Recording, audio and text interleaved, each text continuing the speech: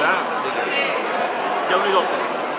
Estem de fet, a la meitat d'aquesta campanya, fins i tot una mica avançada, el pas de l'Equador, que se'n diu, no? D'aquí molt pocs dies, de fet una setmana, tindran lloc les eleccions espanyoles, les del 9 de març, i aleshores el missatge central de Convergència i Unió en aquest moment ja és molt clar i molt nítid, no? És aquell de dir, escolteu, aquí hi ha una certa sensació de que és o el Rajoy o el Zapatero o el Rajoy, o el Partit Socialista o el PP, o el PP o el Partit Socialista. I en canvi els catalans ens hem d'oblidar de tot això, els catalans hem de votar en clau catalana, perquè al final ni el PP ni el Partit Socialista, ni en Rajoy ni en Zapatero, defensaran els interessos d'aquest país. Quina força política catalana pot parar els peus i pot plantar cara davant del Partit Socialista?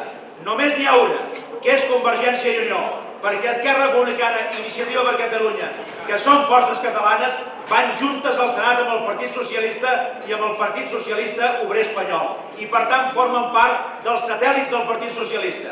Qui té les mans lliures en defensa del país, en defensa de Catalunya i en defensa de la gent de Catalunya per plantar cara davant del Partit Socialista, que sembla ser que guanyarà eleccions, és la gent de Convergència i Unió. Som els que podem plantar cara davant d'un govern socialista a Espanya.